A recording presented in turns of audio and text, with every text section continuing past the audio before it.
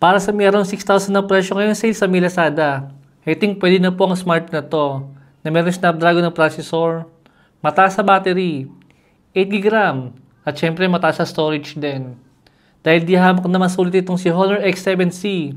Sa ibang smartphone guys na merong Helio G91 na processor, tulad nila Tecno Spark 30, Poco M6, at Itel S25, na mga kulang 7,000 din guys ang mga SRP. 8.5 talagang SRP ng smartphone na to guys. Pero kahit sa may 8.5 na SRP, still mas maganda pa rin po ito. Kung i-compare po natin kay Vivo. Dito rin guys kay Realme. At syempre kasama rin po dyan si Oppo. Mga kulang 10,000 to guys. Yung iba lagpas 10,000 pa. Pero napakahihina po ng mga specs. Mas maganda pa rin po itong si Honor X7C. Pero guys, magiging realistic po ako sa inyo. Kung sa 8.5 nyo po mabibili ang smart na to, hindi ko po marerecommend yun sa inyo. Pero sa meron 6,000, pwedeng-pwede na po yan. Lalo kung gusto nyo lang po ng mataas sa battery, na meron 6,000 mAh siya battery. Matagal po siyang malobat guys, kung pang casual use lang po, like TikTok saka YouTube.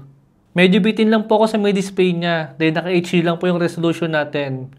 Pero at least nga guys, naka-punctual po siya, saka 120Hz sa refresh rate. Mas maganda pa rin po yan guys, kung i-compare po natin sa mga smartphone nila BBK. Pero mababa po guys yung ganyang klase ng display. Kung kina-transyo naman po natin siya i-compare. Naka 6.77 inches po siya. Merong TFT display lang. With IP64, dust tight, and water splash resistant. Para sa may Snapdragon 685, actually medyo luma na po itong processor ni Honor ngayon. Pero kung Honor po talaga ang gusto nyo, edi hamak na masulit na po itong Honor X7C. Dahil yung Honor X8C guys, same processor pa rin po yan.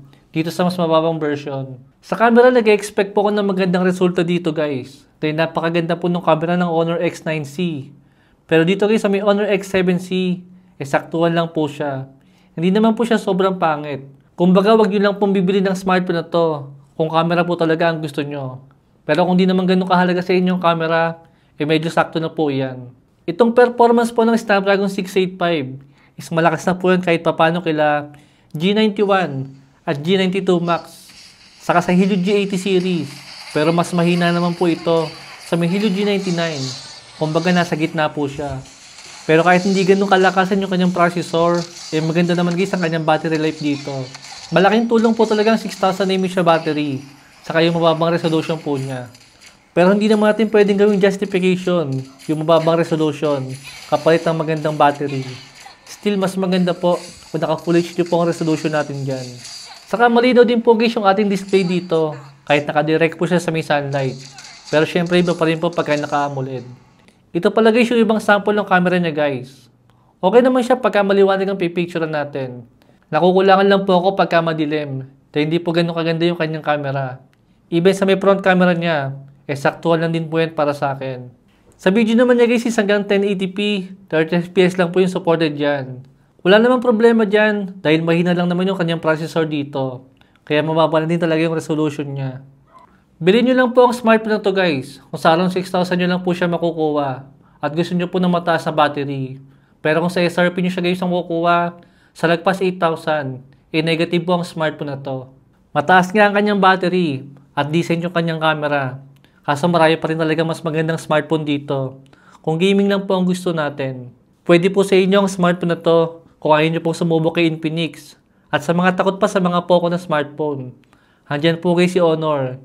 Hindi man ganong kataasan yung kanyang specs, pero trusted naman na siya ngayon. Saka mas maganda na rin ang specs ng smartphone na to kaysa kila Realme na masyado na pong mahal. Yun lang guys. Thanks for watching.